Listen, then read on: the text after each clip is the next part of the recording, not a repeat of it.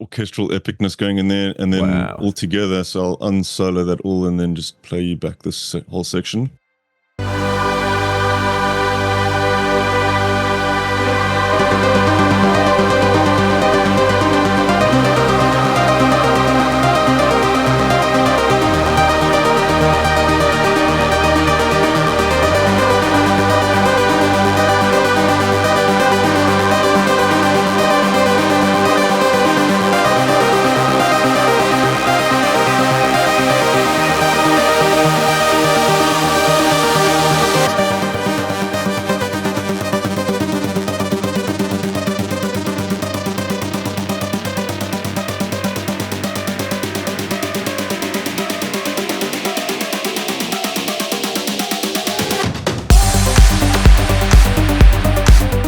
Yeah, there you go.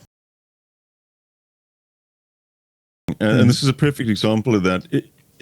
If you can fix things with an arrangement, quite often the best solution to getting your master loud or getting your mix right is not cutting something away with an EQ or controlling a dynamic. It's about making a decision about the arrangement. If there's an element in the track which is not doing anything and it's just adding to the junk in the mix, just get rid of it. And this is one thing that I wanted to talk about. You know, quite often what's happened to me in the past with the tracks that have done really, really well, I had a track called Talisman a while back, which I think was at the #1 position in the trance charts for over 3 months. Wow. And that track took 6 hours to write from start to finish. Yeah. Wow, okay. I've put out tracks that have taken me months to finish. They almost always flop when they come out. And, you know, there's things that I like about them, but getting to the core of the track really, really quickly is so important. And this is a great example of that. I mean, this track did very well, and you'll see as we kind of dive through the different elements here now, it's not really that complicated.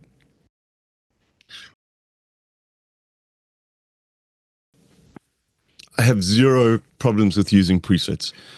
If using a preset is going to get you to the finish line quicker and get your ideas out, then you should use them. I quite often 100%, yeah. Yeah, I mean, typically I don't mix sound design and production at the same time. I like to kind of set different times to do different things. So I will often just work on sound design without the need to finish a track.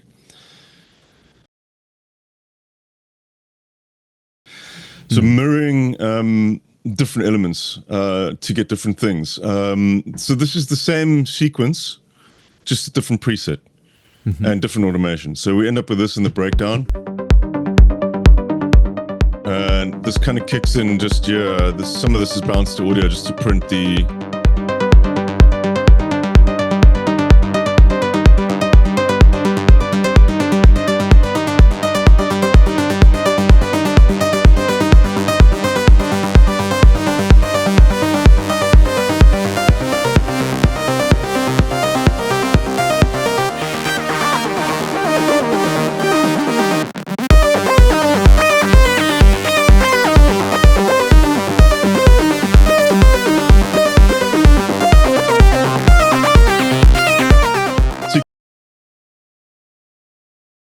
Yeah, and always you should be thinking about adding these things with the intention of filling a gap. So we've got that sound is kind of slightly analog and it's a little bit warm. It's sort of building up with the energy. They're just opening up the filters and stuff. You can see there's automation happening here. Some of these parts have bounced out, but this one is definitely filling a gap in that sound. There's not enough sort of high frequency elements in there.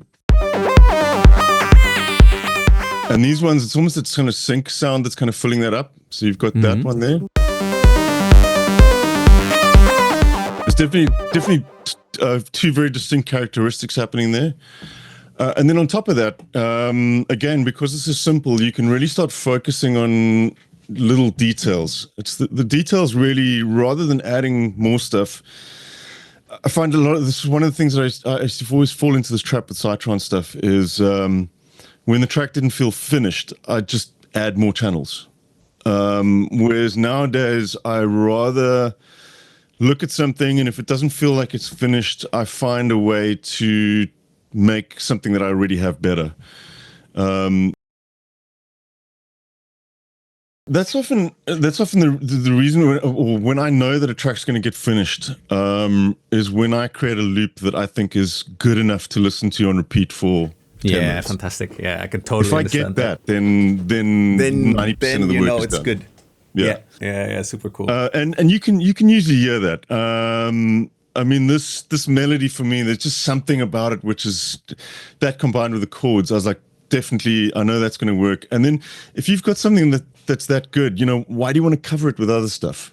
Yeah, amazing. Make it shine. Make one thing shine. People don't have the propensity to concentrate on hundreds of different things at once.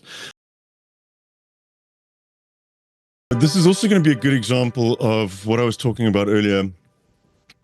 Finding ways to, add to the same thing, but also do so constructively. You're not just duplicating stuff and sticking things on top.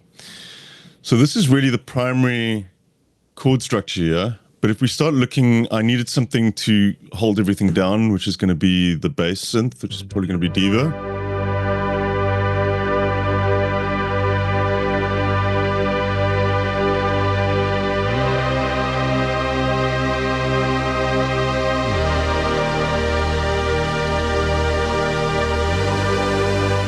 I think this is one of my presets.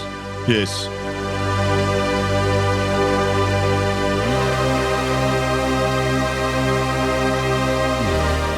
So instantly it's just way more dramatic now because you've got that sort of anchoring point down at the bottom.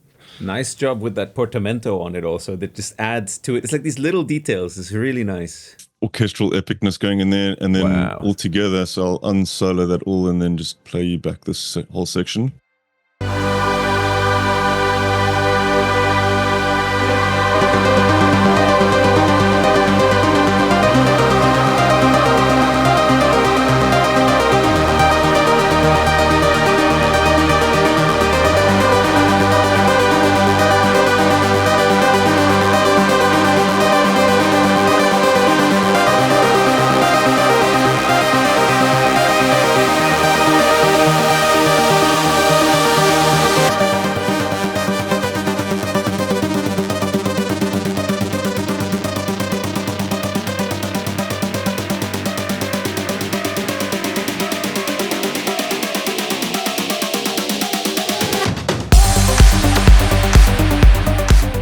Yeah, there you go.